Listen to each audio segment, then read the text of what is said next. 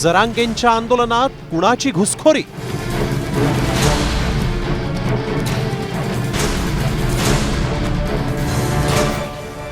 आंदोलनाच्या बदनामी मागे कुणाचा डाव?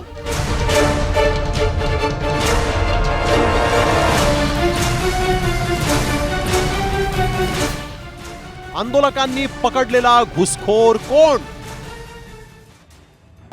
घुसखोर आहे, घुसखोर आहे, घुसखोर. हा गोंधळ मारण्याचा प्रयत्न करत आहे. हा गोंधळ मारण्याचा प्रयत्न करत आहे. शासनाकडून केले जाते, सदावर्तेंसारख्या वकिलाकडून जे षडयंत्र केले जाते आमच्या आंदोलनाला बदनाम करण्याचं, हे अशा घुसखोरांच्या माध्यमातून. हा व्हिडिओ आहे जरांगेंच्या आंदोलन स्थळावरचा. कारण गळ्यात भगवा उपरणं घालून आंदोलन बदनाम करण्यासाठीच या तरुणानं घुसखोरी केल्याचा आरोप आंदोलकांनी केला आहे. दुसरा आंदोलक आम्ही त्याचे व्हिडिओ घेतले होते, त्याचे व्हिडिओही दाखवतो आम्ही. आमच्याकडे व्हिडिओ आहे. असे आंदोलक घुसून आमच्या आंदोलनाला गालबोट लावण्याचा प्रयत्न शासनाच्या माध्यमातून केला जातोय. आम्ही मराठा आंदोलन सर्व शांतताप्रिय पद्धतीने ताब्यात द्या ना सुरक्षितपणे. हो, याला आम्ही पोलिसांच्या ताब्यात देण्यासाठीच घेऊन आलेलो आहे. आम्ही याला पोलिसांच्या स्वाधीन करणार. मात्र या आरोपाची सुरुवात झाली ती आंदोलकांनी मुंबईला वेठीस धरून सार्वजनिक मालमत्तेचं नुकसान केल्याचा आरोप असलेल्या याचिकेमुळे. तर याच याचिकेनंतर हायकोर्टानं 24 तासात रस्ते मोकळे करण्याचे आदेश दिले होते. तर मनोज जरांगेंनी ही हुल्लडबाजी करणारे आंदोलक नसून सरकार पुरस्कृत घुसखोर आहेत, तेच या आंदोलनाची बदनामी करत असल्याचा आरोप केला. बरं, हेच ते पोर आहेत, अंतर्वाली त्रास नाही दिला, इथं कसं काय देते? हे काहीतरी षडयंत्र आहे.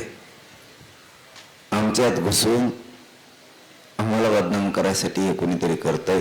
एवढंच नाही तर त्यानंतर कोर्टानंही थेट आझाद मैदान रिकामं करण्याचे आदेश दिले. मात्र एकीकडे कोर्टात सुनावणी सुरू असतानाच आझाद मैदान परिसरात मध्य प्रदेशातले तरुण आढळले. मात्र मी माझ्या वडिलांना भेटायला आल्याचा दावा या मध्य प्रदेशातील तरुणानं केलाय. काय नाव आहे तुझं? तोलिए एमसी आकाश.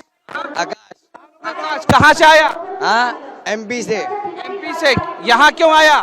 मैं अपने पापा से मिलने आया था, काम करते हैं. काम करने आया था. बाबा सही बोल. 10 रुपए का रुमाल खरीद करके क्यों आया? ओ इसी मैंने भीड़ ज्यादा थी इसके लिए.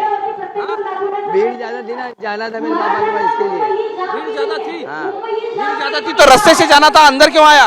रास्ते में जाना मना है ना. रास्ते से ट्रेन से आया था. आंदोलनाच्या बदनामीसाठीच हुल्लडबाजी करणारे घुसल्याचा आरोप करण्यात येत होता. दरम्यान आंदोलनात भगवं उपरणं घालून मध्य प्रदेशचा तरुण शिरल्याचं दिसून आलं.